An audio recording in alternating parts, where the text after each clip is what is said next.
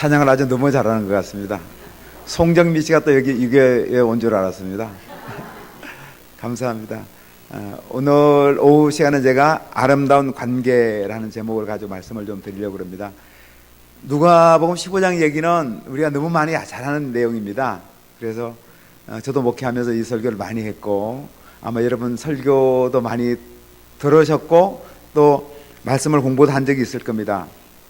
아버지 아들의 관계에 대해서 말씀하고 있는데, 아마 아버지에 대한 추억들을 다 가지고 있을 거예요. 그래서 저도 늘 이제 말씀을 생각하면서 아버지와 가졌던 추억을 한번 이렇게 생각해 봅니다. 제가 초등학교 아마 한 1학년 정도 된 것 같아요. 그때만 해도 이제 우리 한국에 농사 짓는 분들은 비료가 많이 부족해 가지고 그 모내기철 되면은 다 산에 가서 이렇게 풀을 베 가지고 모내기 하기 전에 이렇게 논에 넣었습니다. 그래서 저희 아버님도 이제 산에 올라가서 이제 풀을 베 가지고 그러는데, 풀을 베시다가 잘 익은 산딸기, 지금 생각하면 한 20알 정도 달린 산딸기 큰 넝쿨 하나 이제 이렇게 발견하고 나서 이제 그걸 잘라가지고 저를 불러주셨습니다. 그래서 영건아 한번 이리 와보렴. 그래서 제가 올라가니까 이거 먹으라고 해가지고 그 산딸기, 아주 탐스럽게 익은 산딸기 한 20알 정도 먹었던 기억이 나요. 그래서 지금도 아주 그거는 저에게는 저희 아버님하고 가졌던 아주 좋은 추억입니다. 그런데 이제 그런 좋은 추억만 있는 건 아니고, 한 번은 제가 이제 저희 집에서 그 돼지를 키웠는데, 요즘엔 돼지를 집단 사육하지만 그때는 돼지를 집단 사육하지 않고 집에서 한두 마리 이렇게 키울 때가 많이 있었습니다.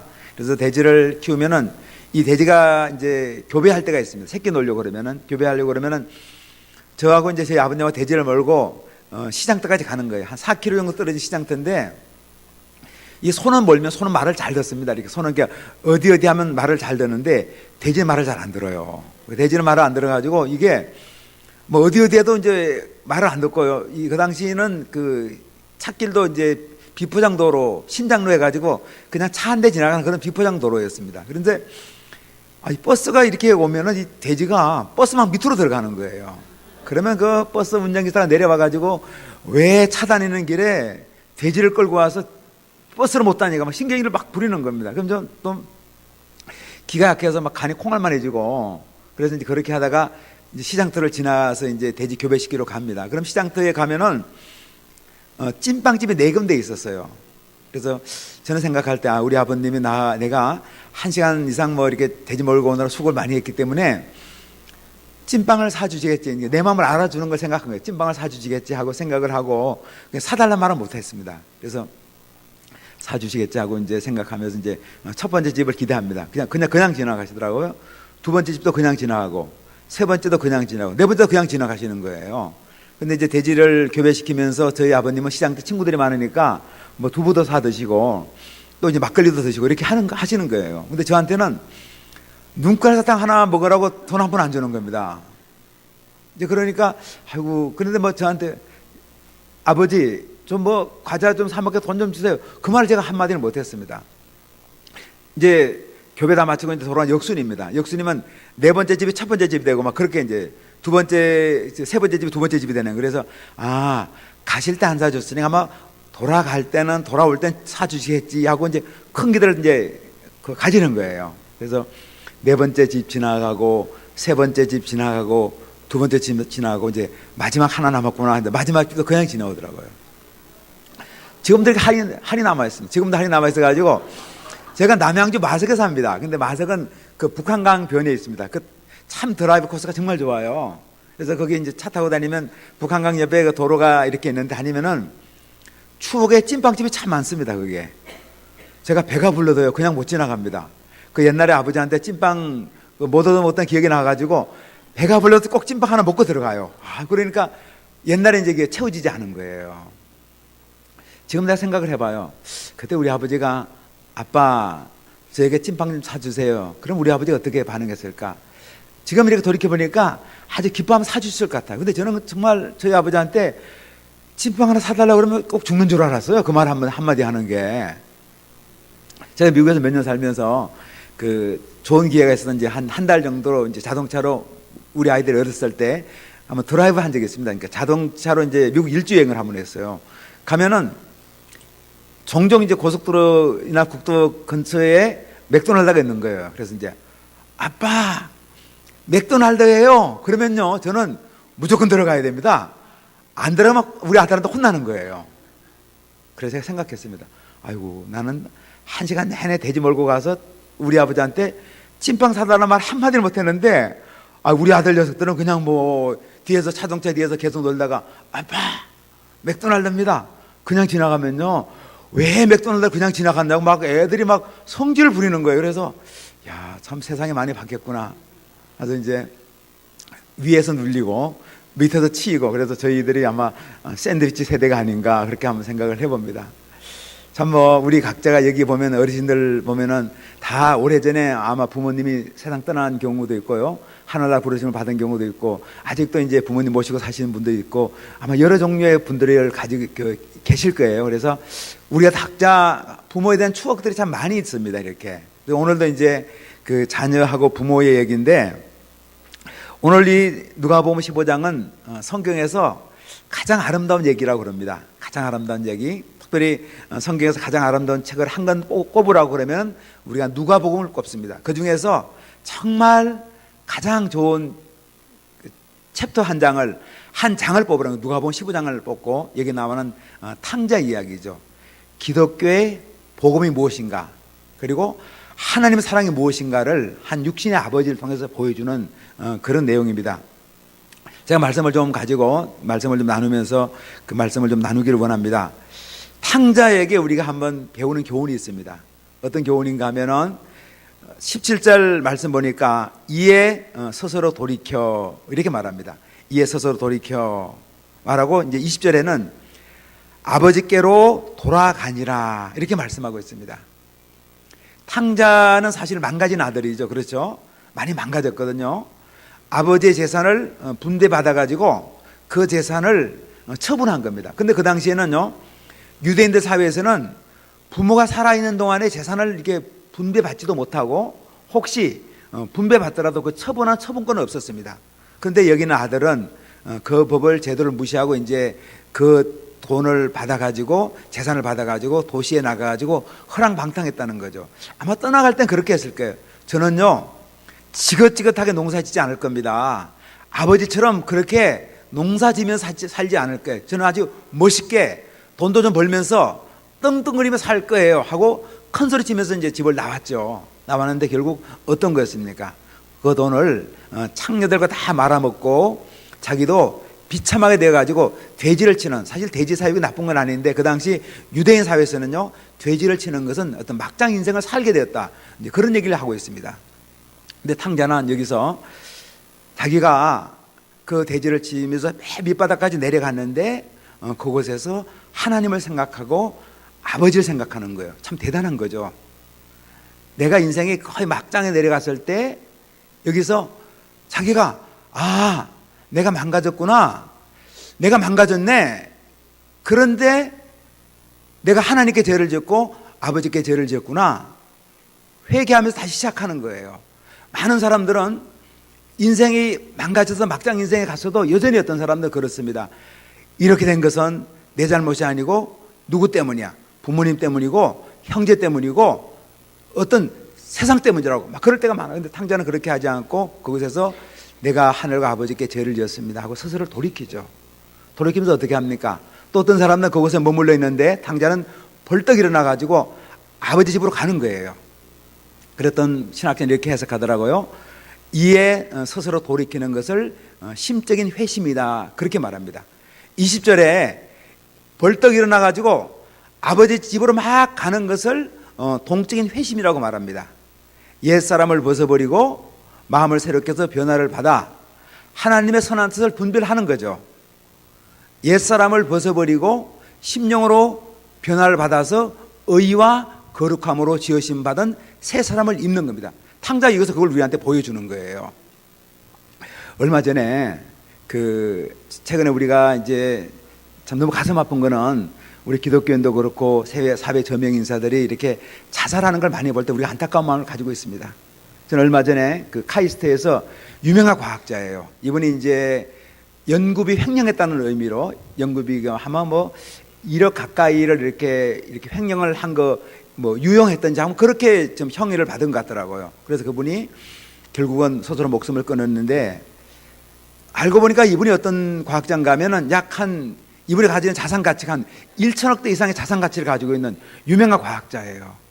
그래서 아이고 참 이분이 가슴을 치면서 후회를 많이 했을 겁니다. 왜 내가 그때 이런 나쁜 일을 했지? 나쁜 일을 계획했지?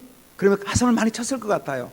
내가 일을 해서는 안 되는데 가슴을 치면서 후회를 많이 했을 겁니다. 근데 후회를 하면서 저는 그렇게 생각합니다. 후회를 하다가 그래도 벌떡 일어나가지고 아버지 집으로 이렇게 돌아갔으면 어떻게 되었을까? 계속 후회만 한 거예요. 내가 잘못 선택했구나. 잘못 인생을 살았구나. 그리고 많은 사람이 나를 향해서 손가락질 할 거야. 저 사람은 훌륭한 과학자인 줄 알고 훌륭한 교수인 줄 알았더니 자기 연구비를 써야 할 걸 안 쓰고 오히려 자기가 횡령했구나. 그런 얘기를 들을 수 있을 것 같아요. 근데 만약에 탕자 같으면은 그러는 거죠. 내가 또 이런 생각을 할 때가 있었습니다. 조금 잘못 생각한 적이 있네요. 그러면서 이분 재산도 많이 있더라고요. 한 5억 정도, 자기가 1억 정도 횡령했다고 혐의를 받고 있으면은 한 5억 정도를 내가 카이스트에 내가 장학금으로 내놓겠습니다. 내놓고 인생 다시 시작하면 그 인생이 얼마나 멋있을까? 그런 생각을 가지는 거예요. 많은 사람들이 자기 한번 잘못하면은 또 한번 실수하면은 어떤 사람은 이게 인생의 끝장으로 생각하면서 그냥 마지막 잘못된 선택할 때가 참 많이 있는 것 같습니다. 여러분, 은혜가 무엇입니까? 은혜가 무엇이라고 생각하세요? 우리 은혜는 일반적으로 나의 죄를 위해서 우리 예수님께 십자가에 죽으시면서 나의 모든 죄를 용서해 주시고 나로 하여금 하나님의 자녀로 은총의 삶을 살게 했습니다. 나로 하여금 세상에서 벗어나서 천국 백성으로 살게 했습니다. 이런 열정과 이런 열망을 가지고 이 땅을 살아가는 거거든요. 또 우리가 이 땅뿐만 아니라 영원한 하늘나라까지 살아가는 삶이 우리가 은혜라고 생각할 수 있습니다. 근데 저는 오늘 말씀을 생각하면서 은혜라는 것은 물론 그런 의미도 있지만 예수님 안에서 아직도 늦지 않았구나 이렇게 생각합니다. 왜 그런가 하면은 나의 실수보다 나의 허물보다 나의 잘못된 선택보다 우리 예수님 어떤 분이에요? 더 크신 분입니다. 할렐루야. 믿습니까?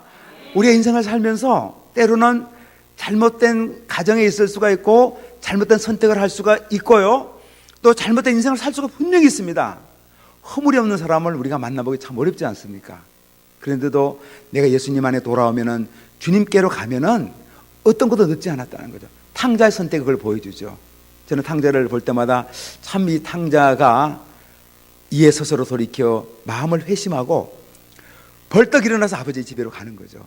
아버지가 나를 환영해 줄지 나를 반겨 줄지 나를 내칠지 모르는 때 이 탕자가 아버지 집으로 돌아가는 모습이 너무나 아름답습니다.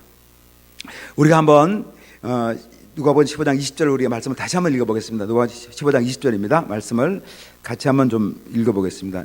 15장 20절 말씀. 이에 일어나서 아버지께로 돌아가니라. 아직도 거리가 먼데 아버지가 그를 보고 측은히 여겨 달려가 목을 안고 입을 맞추니. 이제 이에 일어나서 이 말씀을 제가 네 가지로 조금만 분류 좀 하고 싶습니다. 이에 일어나서 아버지께로 돌아가니라. 아직도 거리가 먼데 아버지가 저를 보고 아버지가 아들을 알아보았다는 거죠. 전의 성경에는 아직도 상거가 먼데 그렇게 번역되어 있었습니다. 첫 번째가 아직도 거리가 먼데 아버지께서 아들을 알아보았습니다 하는 겁니다. 두 번째는 아들을 아버지가 측은히 여겼습니다. 두 번째는 아버지가 아들을 측은히 여겼습니다. 불쌍히 여겼습니다. 세 번째는 아버지가 아들을 향해서 달려갔습니다. 네 번째는 아버지가 아들을 목을 껴안고 입을 맞췄습니다. 이게 네 마디로 한번 좀 정리해 볼 수 있습니다.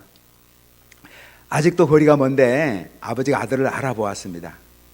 어떤 신학자는 이 말을 이렇게 해석하더라고요. 아버지의 회심의 아버지의 자비의 눈, 아버지의 사랑의 눈이 아들의 회심의 눈보다 빨리 움직였다. 그렇게 이 말씀을 해석하는 걸 한번 보았습니다. 참 너무 해석이 제 마음에 좀 닿았어요. 사실 탕자는 어떤 아들입니까? 아버지를 미련하다고, 아버지를 자기가 더 이상 존경하지 않겠다고, 아버지 함께 있지 않겠다고 집을 떠났습니다. 아버지의 이름을 더럽히고 아버지의 명예를 더럽히고 떠났지만, 아버지는 어떤가? 아들이 떠난 순간 그때부터 우리 아들 오면 내가 용서해 줘야지, 내가 받아줘야지, 그 아들의 잘못을 용서할 마음을 가지고 기다리고 있었죠. 아들이 회심하기 전에. 하늘 아버지의 사랑이 바로 그런 사랑이죠. 우리 예수님 어떤 분입니까? 문 밖에서도 두드리노니, 우리가 문을 열면 예수님께서 우리한테 오셔서 우리와 함께 먹고 마시며 함께 머물시겠다고 그렇게 말씀해 주셨습니다. 우리가 회심하기 전에 모두 우리 예수님께서 항상 우리 곁을 문을 두드리고 나간 자식 돌아오기를 기다리고 계셨던 분이 우리 예수님이 우리 하늘 아버지입니다. 그 은혜를 저희들이 다 받은 거죠. 하나님 아버지는 우리 죄인 하나가 돌아오는 것을 동구 밖에서 기다리고 눈물 흘리며 기다리고 있던 분을 우리 주님이심을 여기서 보여줍니다. 둘째는 아들을 보는 순간 아버지의 눈은 눈물로 적셔졌습니다. 이거는 이제 척은지심이라고 얘기하는데, 사실 하나님 아버지의 사랑은 척은지심의 사랑입니다. 하늘 아버지가 우리를 향해서 눈물을 흘리셨죠. 이 탕자 아버지가 아들을 향해서 이렇게 눈물을 흘리는 겁니다. 척은히 여기서 눈물을 흘리면서 우리가 사랑해 가는 겁니다.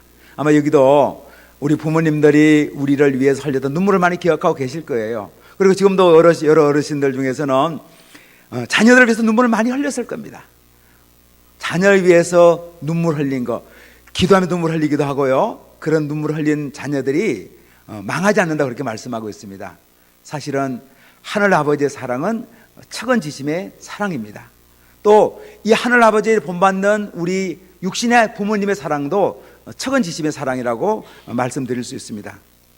어떤 분이 이제 자녀를 이렇게 키우는데 경찰서에서 연락이 오는 거예요. 그래서 보통 우리가 경찰서 연락 오면 좋은 연락입니까? 나쁜 연락입니까? 저는 나쁜 연락이 많아요. 그러면서 이제 당신 우리 선생님 자녀가 아들이 말썽을 일으켰습니다.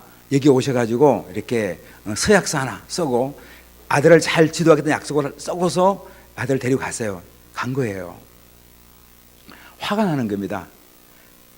아들이 결국 아버지의 명예를 더럽히고, 그냥 좋은 아들도 많은데 우리 아들은 내가 경찰서 가가지고 계속 심할서 이렇게 서약서 써고서 아들을 데리고 나오는. 근데 이분이 이제 공수부대 출신이에요.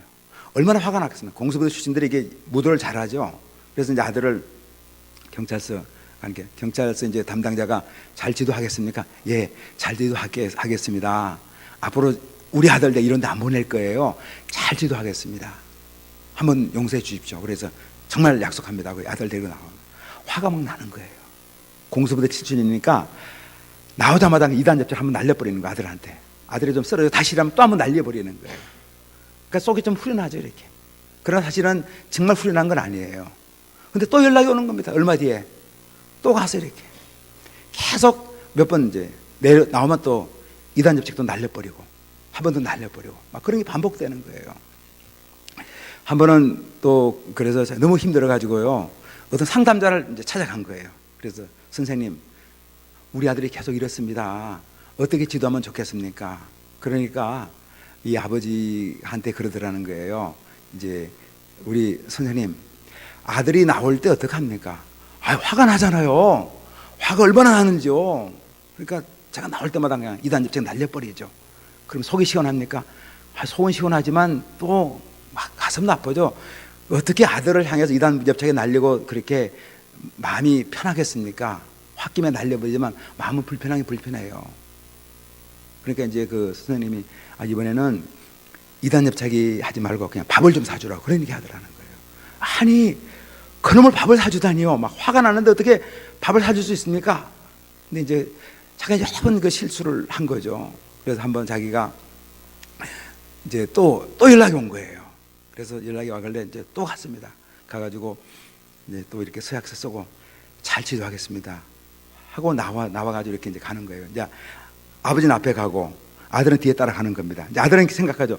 요때 가면 이제 이단 접촉에 들어올 때도 하고 이제 준비를 딱 하고 있는 겁니다. 이렇게 딱 하고 있는데 아버지가 이제 가다가 이렇게 뒤로 딱 떨어졌습니다. 아들아, 그러니까 으아! 이렇게 이제 폼을 딱 잡는 거예요.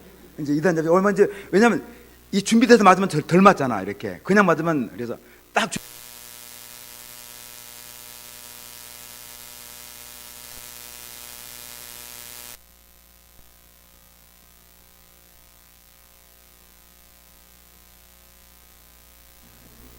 그래서 이제 그날 뭐 짜장면 집에 중국집에 데려간 거예요. 중국집 데려가가지고 아들이 이제 그때는 엄마 아빠가 같이 가가지고 이렇게 앉아가지고 있고 아들이 앞에서 짜장면을 먹는 거예요. 막 미치지 짜장면 먹는 겁니다. 근데 짜장면 먹는 모습을 보니까 그냥 눈물이 막 흘러다라는 거예요. 근데 아들이 이제 이렇게 먹다가 눈을 열고 본 거예요. 보니까 아버지가 막 눈물 흘리려고 있는 겁니다. 짜장 먹을 때.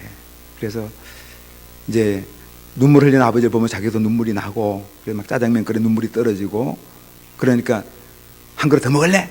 예, 한 그릇 더 먹을게요 하더라는 겁니다. 그때 힘이 세가지고 막 한 그릇, 그래서 또 한 그릇 더 시켜가지고 또 한 그릇 먹는데 아버지는 아들이 짜장면 먹는 거 보고 눈물 흘리고 아들은 또 눈물 흘리는 아버지를 보면서 계속 눈물 흘려가지고 그러니까 눈물 젖은 짜장면을 먹은 거예요.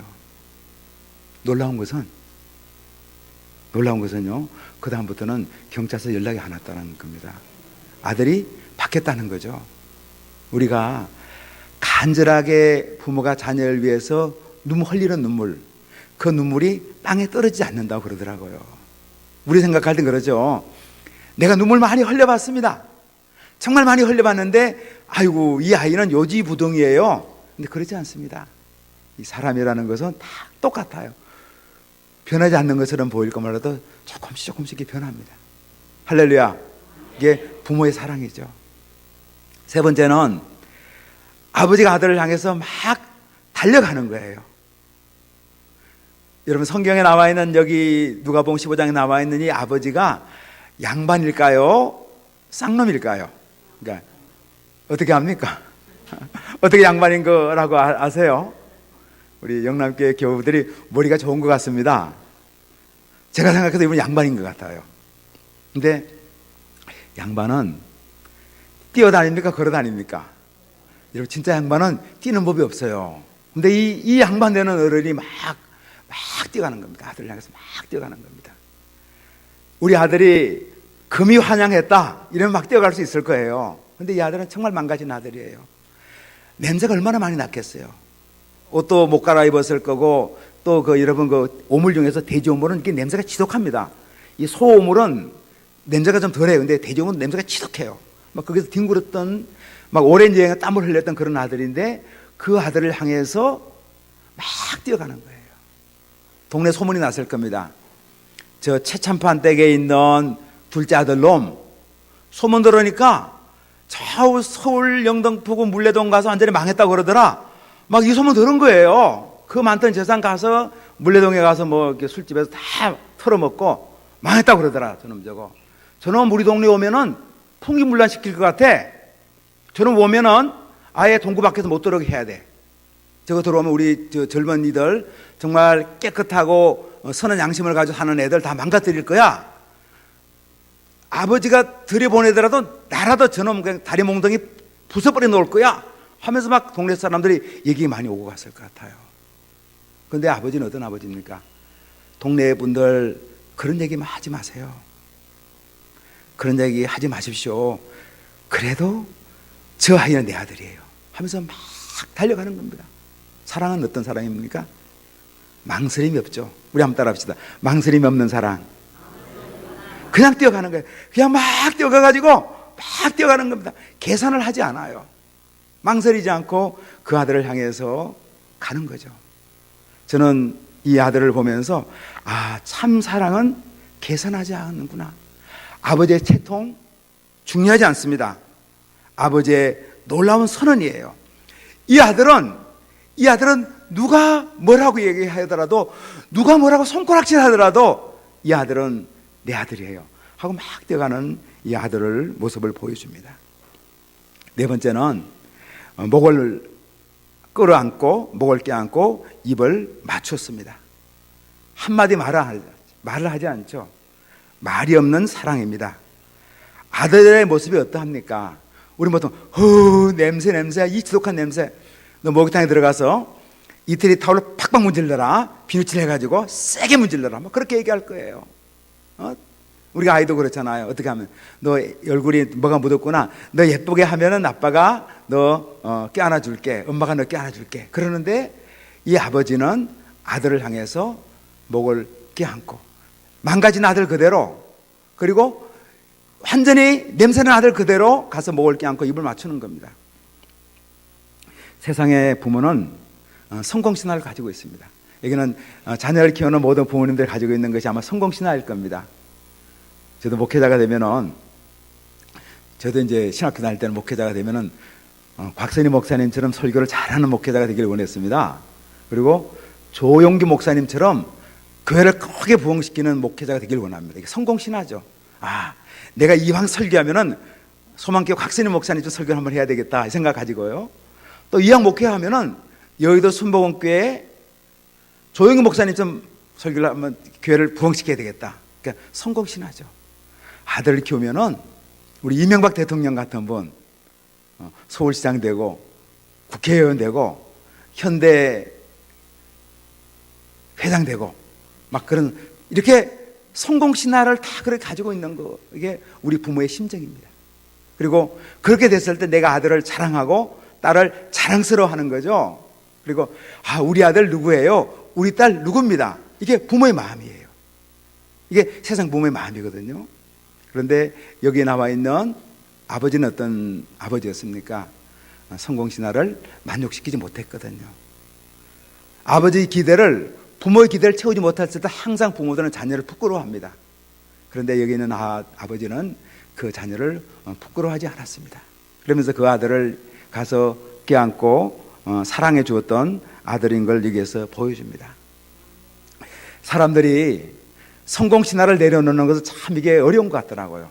저도 이제 제가 우리 소망교회 곽선희 목사님, 여의도 순복음교회 조영기 목사 존경하지만, 이렇게 보면은 그분들이 훌륭한 일을 많이 했지만 반드시 세상에서 성공신화를 가졌던 분이 그렇게 복음에 디딤돌 역할을 하는 건 아닌 것 같다는 생각이 됩니다. 용서하고 들으십시오. 용서하고 들으시기 바랍니다만은, 저는 조영기 목사님이 훌륭한 일을 많이 하셨지만 이분이 과연 디딤돌 역할을 했는가, 거친돌 역할을 했는가에 저는 너무 가슴 아픈 생각을 많이 하게 됩니다. 저런 훌륭한 어르신이 왜 그렇게 하셨을까 생각을 많이 하는 거죠. 그렇다고 우리가 다 온전하다는 건 아닙니다. 지금은 저는 이렇게 가장 존경하는 목사님 누굽니까 하면 우리 윤인수 목사님도 해당이 되겠지만, 저는 제가 지리산에서 3년간 교회를 개척했습니다. 지리산에 가가지고 개척했는데, 저보다 먼저 그 지리산에 가가지고 교회를 섬겼던 분이 계셔요. 저는 이제 신학대고 1년 선배 되는 분인데, 1984년에 이제 그 시골에 들어가서 우리 2013년인데 아직도 그곳에 계시는 거예요. 처음에는 한 교인이 한 40명 모이다 지금 한 20명 모여요. 근데 제가 생각할 때는 아이고 저 어른이 왜 저곳에서 저렇게 하고 있나 이렇게 생각했는데, 지금 생각하면은 저분이 참 훌륭한 목사님이다. 이제 저도 인생을 좀 살아가니까 여기 나와 있는 아버지, 이 아버지하고 생각을 좀 달리하는 거죠. 자녀들에 대해서 우리가, 남편과 우리 배우자에 대해서 우리가 이 성공신화라는 것이 과연 성서적인 건가? 그렇다고 나에게 주어진 일을 내가 최선을 다하고 열심히 노력하지 말라는 건 아니에요. 우리가 열심히 노력해야 되죠. 열심히 전도해야 됩니다. 열심히 사랑해야 되지만 그 결과에 민감해 있는 것은 건강한 신앙은 아니라고 생각을 하게 됩니다. 이 아버지가 이제 그 탕자를 향해서 잔치를 베풀어 줍니다. 살치 송아지를 잡고, 그리고 또 이 아들을 향해서 금가락지를 띄워주고 옷을 입혀주면서 아들을 향해서 참 파티를 열어주죠. 근데 이제 그 얘기를 듣고 큰 아들이 그 얘기를 듣습니다. 큰 아들이 얘기를 듣고 나서 이렇게 보니까 큰 잔치가 벌어진 거예요. 자기도 모르는 사이에. 그날 와가지고 왔을 때 이제 그날 잔치를 벌려 놓은 겁니다. 그런데 너무너무 화가 나는 거예요. 아니, 우리 아버지가 왜 이렇게 망가진 아들, 모범생이 나한테는 염소 새끼 한 마리 잡아서 친구들하고 파티 한번 하라고 하지 않더니 왜 망가져버린 그 동생이 오니까 이렇게 잔치를 베푸는가? 우리 아버지가 과연 정상인가 비정상인가?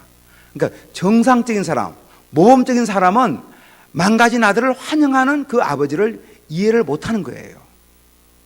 그러면서 이제 이 아들이 이렇게 들어오길 싫어하죠.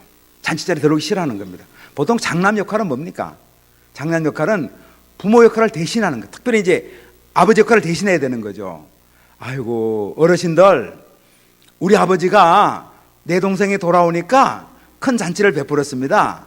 이것도 자시고 이것도 자시세요 하고 잔치자리를 막 왔다 갔다 하면서 그 동네 분들을 아버지 대신해서 막 섬기는 일을 해야 되는 거예요. 그런데 이제 이 아들은 아예 그 자리를 들어가기 싫어하는 겁니다. 그래서 아버지한테 화를 내죠.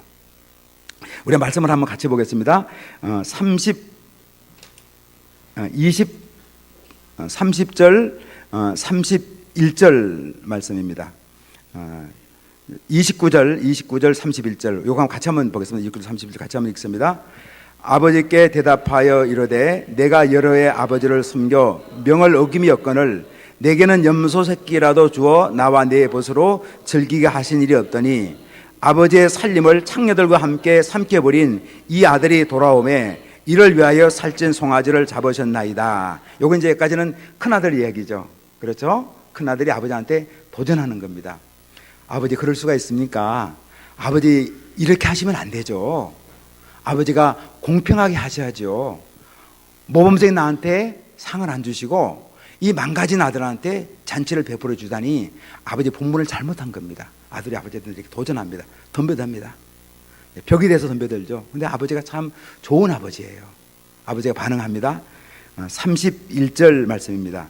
아버지가 이르되 예, 너는 항상 나와 함께 있으니 내 것이 다 내 것이로되. 이게 예라는 말, 얘야, 짧은 말이에요. 얘야, 영어로 하니까 my son, 내 아들아. 아들은, 그 큰아들은 막 화를 내면서 아버지한테 덤벼드는 거예요. 그런데 벽이 돼서 덤벼들죠. 보통 아버지 같으면 그럴 거예요. 이 밴댕이 속 같은 자식아, 너 정신이 있어 없어?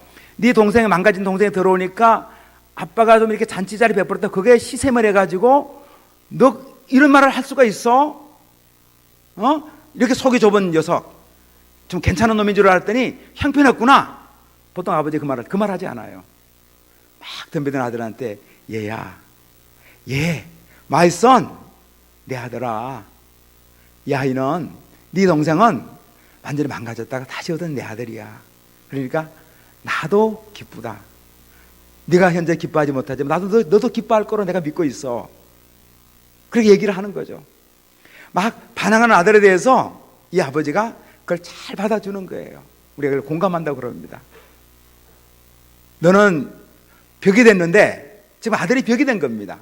그럼 나도 같이 벽이 되는 것이 아니라 아버지는 아들아, 내 아들아, 네가 화가 났구나. 마음이 많이 상했네.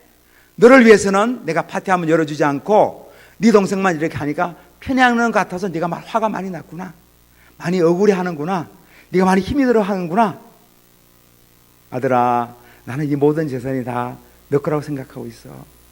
그리고 이 동생도 네가 받아주지 않는 것을 가슴 아프지만 네 동생으로 생각하고 있어. 그래서 아들은, 아버지가 또 아들 밖에 나와서 큰아들에게 설득하죠.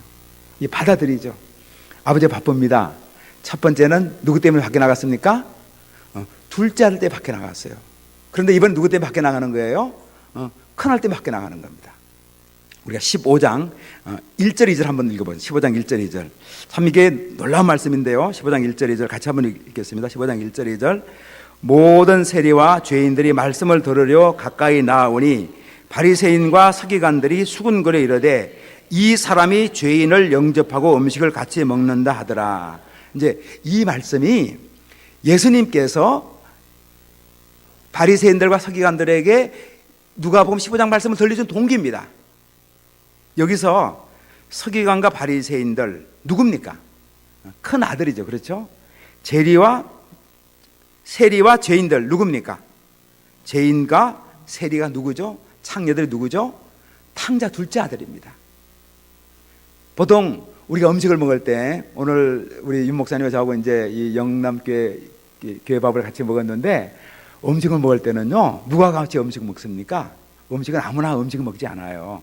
가까운 사람, 마음이 통하는 사람, 그리고 음식을 한번 내가 밥 한 개 살게. 이건 무슨 표시입니까? 내가 너 좋아해. 내가 너한테 관심이 많아. 넌 나의 친구야. 나의 동료야. 내가 좋아하는 사람이야. 그런 의미를 표시하고 밥 한 끼 먹기 전에 간단한 말이 아니에요.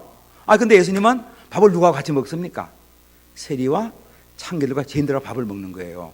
바리새인과 서기관 생각할 때는 예수님 좋은 분이고 점잖은 분이고 훌륭한 사람이 들어왔더니 저런 손가락질 받는 인간들은 밥을 먹어?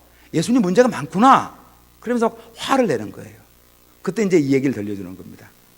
탕자가 누구라는 겁니까? 바로 세리와 죄인들, 창기들이라는, 그분이, 그 사람들 누굽니까? 하나님 아버지가 참 사랑하는 사람이라는 거죠. 하나님 아버지는 그 사람도 사랑하지만 또 누구 사랑합니까? 큰아들은 누구죠? 서기관과 바리새인이에요. 그 아들도 사랑한다는 거예요. 참, 하나님 아버지의 사랑은 어떤 사랑입니까? 사람을 차별하지 않는 사랑이에요. 우리 인간들은 항상요, 누구를 사랑하든지 자기 기대를 채우지 못하면은 그 아들을 향해서, 그 딸을 향해서 우리가 이렇게 제쳐놓길 좋아합니다. 저는 제 목사가 되면서요, 우리 이제 두 아들이 있는데 어릴 때부터 저희 아버님한테 친밀감을 얻지를 못했습니다. 그래서 사실 친밀감이 좀 있으면은 1시간 내내 돼지머리 하고 나서 아빠, 아버지, 저한테 찐빵 좀 사주세요. 이 말 할 수 있어요. 근데 저는 그 말 못해요. 그 말 하면 정말 죽는 줄 알았습니다. 내가 그 말 못한 거예요. 그래서 이제 나는 우리 아버지한테 친밀감을 받지 못했지만 내가 우리 아버지한테, 우리 아이한테는 친밀감을 좀 보여야 되겠다. 그래서 우리 아이들이 어릴 때부터 늘 껴안아줬어요. 지금도 그렇게 합니다. 민서봐, 아빠가 너 사랑해. 우리 아들 둘인데 껴안아주고요. 또 둘째 은섭인데, 은섭아, 아빠가 너 사랑해. 항상 껴안아줬습니다. 한번 큰 아들 껴안아주는데 주님 음성이 들려오는 거예요. 그래서 그 음성이 어떤 음성인가 하면, 영건아, 네가 네 아들을 껴안아주는데 너는 네 아들 등에 미움의 칼을 꽂고 있어. 제가 깜짝 놀랐습니다. 주님, 예수님 아시지 않습니까? 어릴 때부터 제가 결혼하고 나서부터 정말 우리 아이들한테 친밀감을 주려고 내가 이렇게 정말 껴안았습니다. 이게 사랑의 표시예요. 아니야, 너는 전에는 그럴까 몰라도 지금은 네가 네 아들 등에 미움의 칼을 꽂고 있어. 음성이 두 번째 들려오는 거예요. 아닙니다. 주님 아시다시피 제가 어릴 때부터, 우리 아이들 어릴 때부터 제가 껴안아줬잖아요. 지금도 껴안아주는 거 마찬가지예요. 음성이 세 번째 또 들려오는 거예요. 영건아, 한번 잘 생각해 보렴. 네가 네 아들 등에 미움의 칼을 꽂고 있어. 제가 무릎을 딱 꿇었어요. 근데 우리 이제 큰아이가 좋은 대학에 들어가지 못했어요. 지방에 어떤 대학을 들어갔는데 제가 막 화가 많이 난 거예요. 이 아이가 성실하게 공부하지 않은 거 화가 막 너무 많이 났습니다. 그냥 공부를 좀 하면 될 텐데 공부를 안 하더라고. 고등학교 다니면서 화가 많이 나가지고 늘 껴안았는데 정말 껴안고 있죠. 계속해서 버릇이니까. 근데 제가 등에 정말 미움의 칼을 꽂고 있었습니다. 그러니까 주님은 그걸 아신 것 같아요. 아시면서 주님께서는 계속 네가 네 아들한테 미움을 전달하면 아버지 아들의 관계가 어떻게 될 건가, 주님은 염려하신 것 같더라고요. 저는 계속, 사실은 여러분 어떻게 생각합니까? 사랑과 미움은 항상 전달되게 되어 있습니다. 처음엔 몰라요. 그러나 이 아버지가 아들을 향해서 미운 마음을 가지고 계속 껴안으면 그 미움은 전달되게 되어 있는 거예요. 저한테 묻습니다.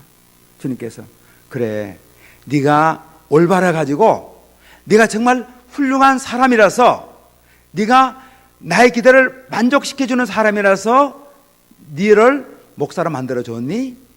제가 아니라고 얘기했습니다.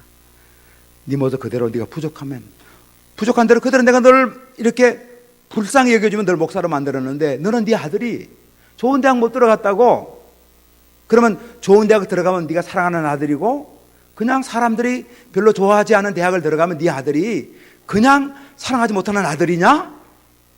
너 목사가 그렇게 교인들을 그렇게 상대하고 있어? 성공한 교인만 교인이고 실패한 교인은 교인이 아니야? 성공한 아들은 네가 아들이고 실패한 아들은 아들이 아니야? 그리고 그 아들 향해서 네가 미움의 칼을 등에 꽂고 있어? 제가 깜짝 놀랐어요. 제가 무릎 꿇고 정말 많이 울었습니다. 하나님께서 나를 사랑해서 정말 나한테 좋은 걸 보여줬구나. 그래서 그 다음부터는 제가 회개하고 더 이렇게 막 꼭 껴안아줬죠. 저희 그래서한테는 참 나도 세상에 성공신화에 물든 목사였구나. 그리고 성공신화에 물든 아버지였구나. 오랫동안 저는 여기 나의 탕자 아버지처럼 나 아버지로 생각하는데 실제 저의 실상은, 저의 리얼리티는 그게 아니고 그냥 성공신화에 물든 목사였고 아버지였더라고요. 제가 얼마나 회개하는지 모릅니다. 저는 저희 아버지는 어릴 때부터 저한테 좀 엄격한 분이셨습니다. 그래가지고 저희 아버지가 어릴 때에 이제 저희가 한참 공부하고 그럴 때 초등학교 다닐 때 옹기 장사를 갔습니다. 여러분 옹기가 뭔가 아시죠? 옹기 뭔가 압니까? 옹기 뭐 간장 항아리, 된장 항아리, 고추장 항아리, 옹기입니다. 큰 저희 고향에 이제 그 만드는 공장이 있어서 옹기 장사를 많이 다니셨어요. 그래서 저희 아버지 옹기 장사를 떠나가면은 저한테는 8.15 해방, 그리고 아버지가 돌아오시면 일제 36년. 그러니까 아버지가 저한테 좀 이렇게 힘드는 분이셨습니다. 그러니까 이제 아버지가 좀 무서운 분이었죠. 근데 제가 이제 윤인선 목사님은 저가 고대 영문과를 나가더니 저는 고대 신문방송학과를 나왔습니다. 제가 고대 신문학과를 다녔는데 저희 아버지 믿지 않는 분이셨어요. 믿지 않고. 그러니까 사실은 믿지 않고 옹기장사하면서 뼈 빠지게 일해서 저를 이렇게 교육부 혜택을 많이 받도록 이렇게 했죠. 그러니까 제가 대학을 졸업하고 금방 신학한다고 그러니까 아버지가 반대하더라고요. 그래서 제가 1년간 직장생활을 했습니다.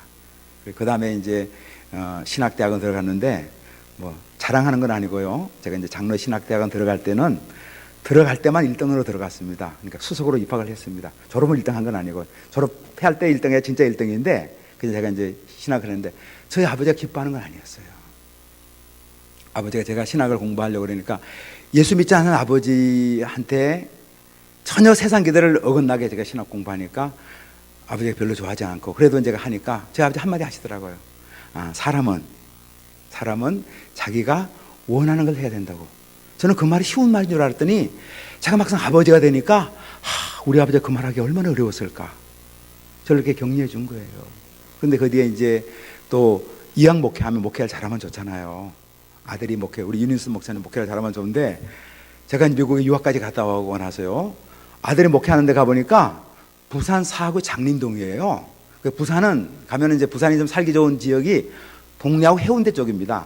가장 살기 어려운 지역이 이제 사하구하고 영도 쪽이에요. 근데 이제 사하구 중에서 가장 또 살기 어려운 데가 장림동입니다. 제가 섬기니까 장림동에 있었어요. 장림동도 산 중턱에 이렇게 있었습니다. 그것도 천막으로 만든 교회. 요즘에 그 천막 만든 교회가 많지 않잖아요. 그리고 사택도 한 15평짜리 사택이 되는데 부록고 집이고 그냥 비가 새는 그런 집에 아들이 목회하고 있는 거예요. 얼마나 기가 막힙니까? 아니 우리 아들이 이왕 목회하는 거 유학까지 갔다 왔는데 좀 좋은 교 목회하면 좋은데 그런 교회를 목회하고 앉아 있는 거예요. 아버지가 얼마나 속이 뒤집히게 되더라고요. 속이 터지는 거죠. 교회 가니까 교회가 많이 어려운 거예요. 그래서 교회가 이제 진해 쪽에 땅을 사둔 게 있어서 제가 예배당을 지려고 이제 교인들이 이제 한번 새로운 전환을 만들어 보려고 막 이곳저곳 다니는데 예배당 짓는 게 쉽지가 않더라고요. 그래서 이제 저희 아버지한테 이제 형제님은 저희 아버지한테 갔어요. 아버지, 저한테 재산 물려줄 거 있으면 좀 이렇게 유산 물려줘 가지고 헌금 좀 하세요 얘기했어요. 아버지가 화를 펑 내더라고요.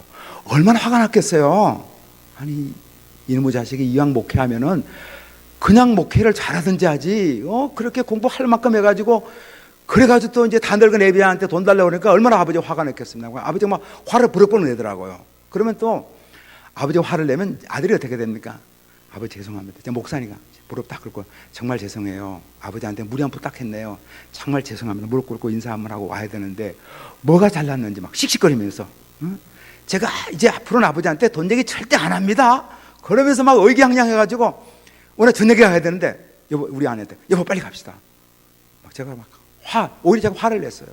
아버지가 화를 내니까 사실 아버지는 화내는 거 당연하잖아요. 그러니까 누가 생각해도 아버지는 화가 날 만한 거예요. 이게 아니 보통 뭐 공부 적게 해서 목회 잘하는 분도 많고 또 이왕 목회해도 그렇게 부모한테 손 안 벌리고 목회하는 분도 많은데 이게 공부할 만큼 하고 애는 멀쩡해가지고 막 그러니까 얼마나 부모가 화가 나겠어요. 제가 씩씩거리면서 이제 또 그러니까 참 못된 아들이죠. 쟤를 보내니까 그래서 집에 와 있었습니다.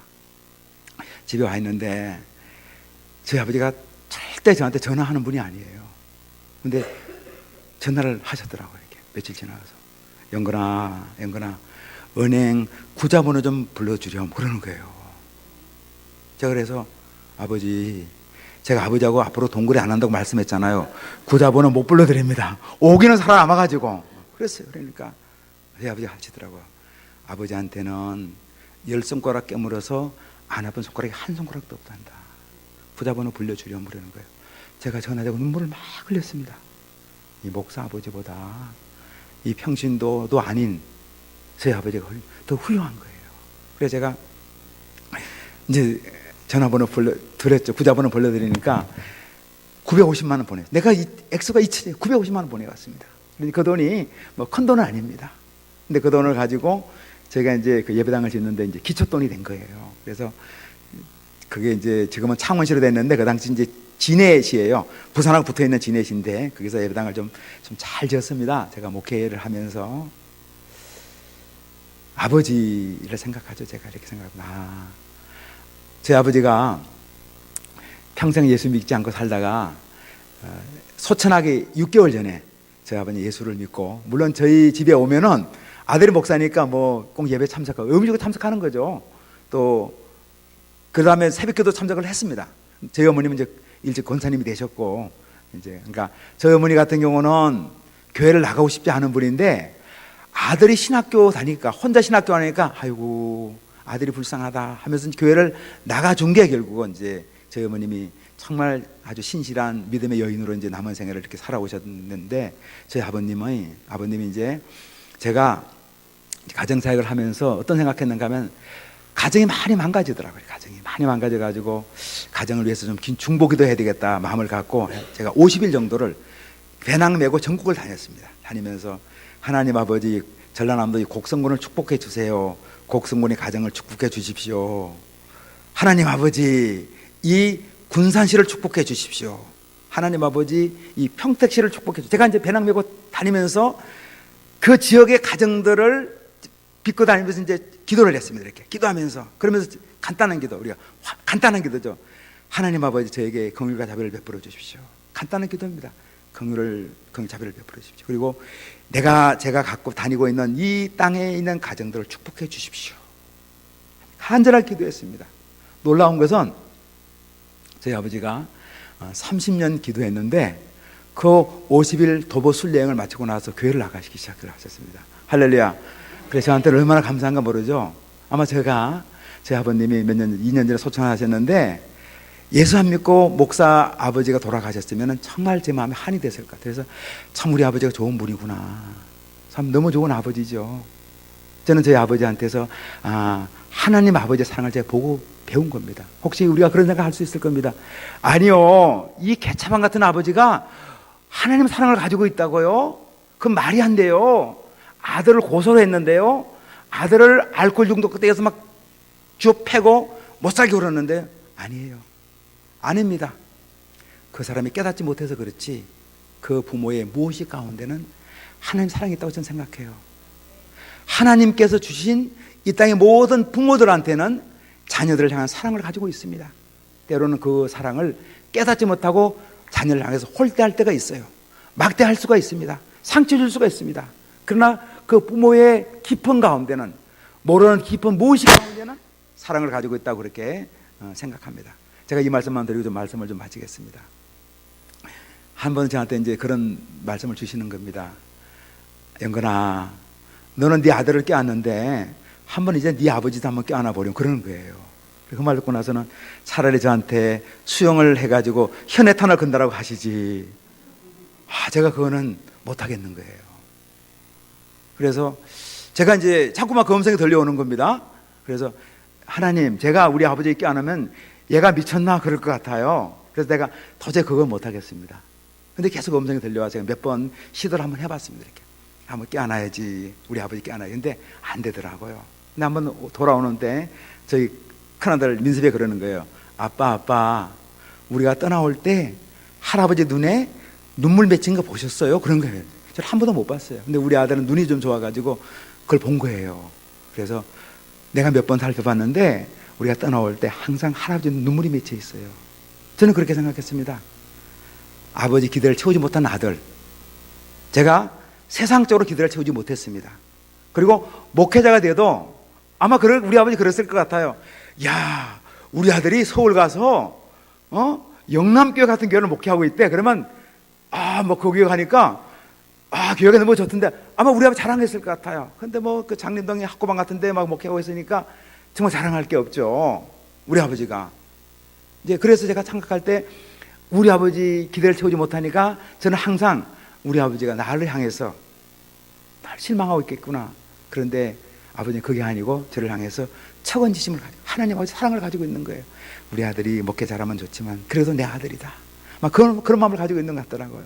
그래서 제가 이제 우리 아들이 나한테 그 말 하는 걸 듣고서 할아버지 눈에 눈물이 맺혔다는 얘기를 듣고 나서 제가 그 다음에는 용기를 내가 우리 아버지 꼭 껴안았습니다. 꼭 껴안았어요. 그래서 저한테 얘가 미쳤나 그 말 안 하시더라고. 제가 볼때 안겼습니다. 안기고 그래서 제가 힘을 꽉 아버지 내가 사랑합니다. 사랑합니다. 이렇게 했어요. 그럼 만날 때부터 그때 한 번 하고 나니까 그 다음부터 이제 자신이 생겼습니다. 더 아버지 사랑합니다. 이렇게 꽝을 들었습니다. 2년 전에 돌아가셨는데 제가 그렇게 생각해요. 뭐냐면은 우리 아버지한테 한 게 사실 없어요. 그러나 진짜 효도는 제가 그 생애 몇 해, 한두 해 정도 우리 아버지 만날 때 내가 이거 꼭 껴안아드린 거 사랑합니다. 아마 껴안아드린 거는 너무나 아버지한테 효도하겠다고 생각합니다. 여러분 한번 짝을 한번 지어보세요. 짝을 2시간 한번 짝을 지어보십시오. 셋도 좋습니다. 이 어르신은 짝이 없네. 다 짝을 한번 지어보십시오. 그래 한번 이렇게 한번 껴안아보세요. 이렇게 다 한번 이 어르신도 한번 가세요. 자, 우리 유린수 목사님 짝이 없습니다. 저기 유린수 목사님. 자, 이렇게 꼭 이렇게 저 어르신들 두 분 안 하시네.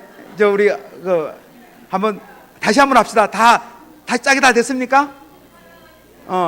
저 맨 뒤에 계신 저분 짝이 없네. 맨 저쪽에 남자분 저거.